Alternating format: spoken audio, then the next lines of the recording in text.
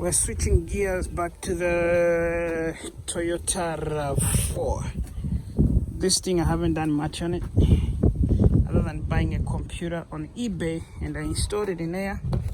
I came to find that the computer I bought is a manual transmission. Apparently all this means something, so I didn't know that I bought a manual transmission, so I had to return it and get my money back. I went to the junkyard. I bought another one for I got it with one of these cars. I paid, I think, 25 bucks for it, but this is the wrong one. The pinout don't match, so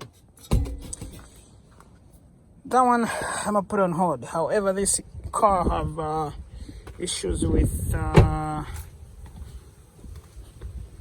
oil, because the oil right comes on when you're driving in the highway, so you lose pressure on oil. So I did some research here on YouTube, and then the people say it clogs up, so that's what we're going to inspect it today. I got my oil can catch down here. I'm gonna drop the oil and then take off the oil pan and look at the catcher. So I mean the oil pick, what do you call it? Oil pick, something like that, I guess so. So it looks like it's gonna be easy to take this off, but in the meantime, let's take this oil out. It's not something I need to film because there's nothing special dumping oil. Alrighty, stay tuned. I'll come back when I take off the underbelly of the engine. Maybe I should have warmed it up before I open this. Nah, let's just take it off. Okay, I got all the screws down.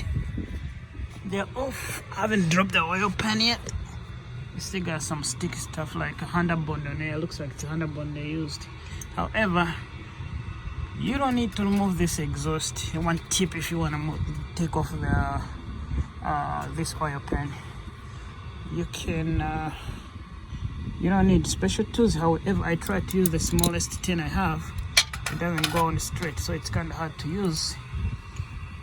You can use one of the short ones and stick it in there. That will do. Or like me, I used a battery terminal wrench that I put in the middle like this. Then I got to the screws. I was able to take them off.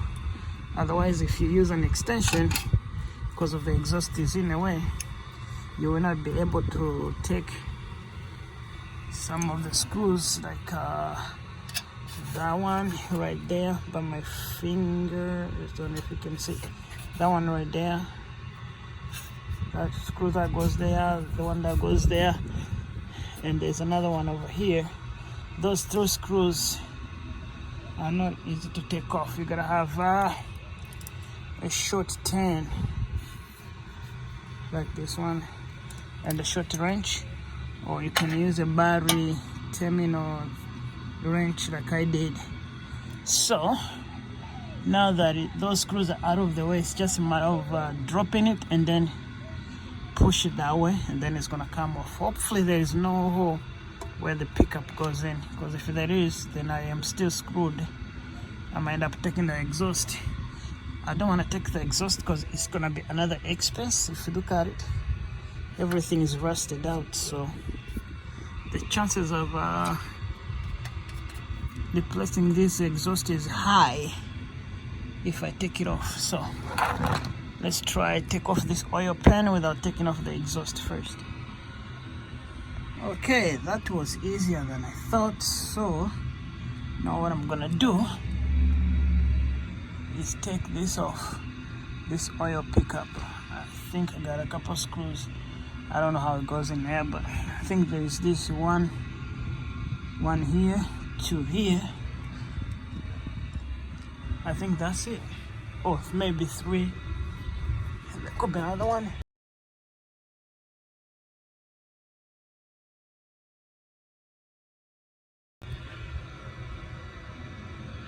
Yeah, just 1, 2, 3. and they think it drops from there, but there is a lot of oil sludge in this car, so that one also could be a problem why this engine is having oil issues. Alrighty, let's drop the pickup. There it is.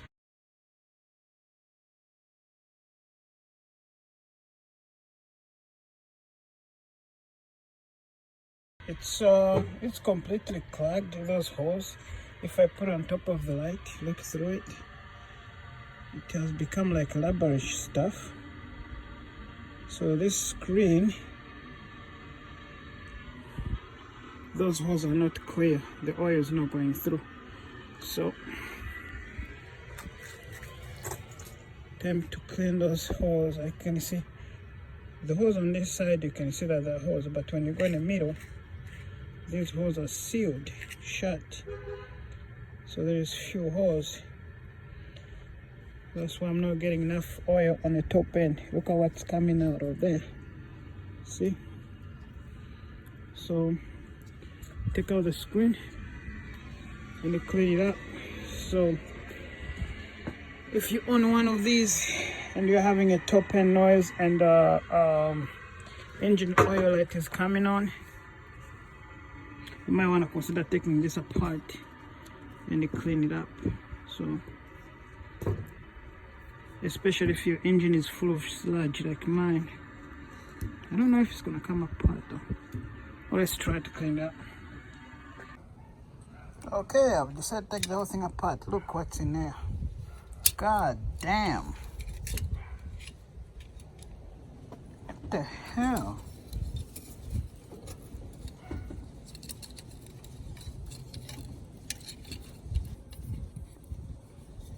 Look at all that sludge.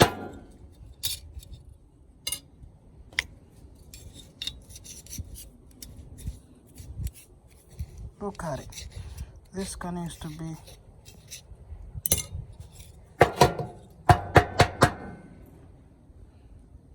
God damn.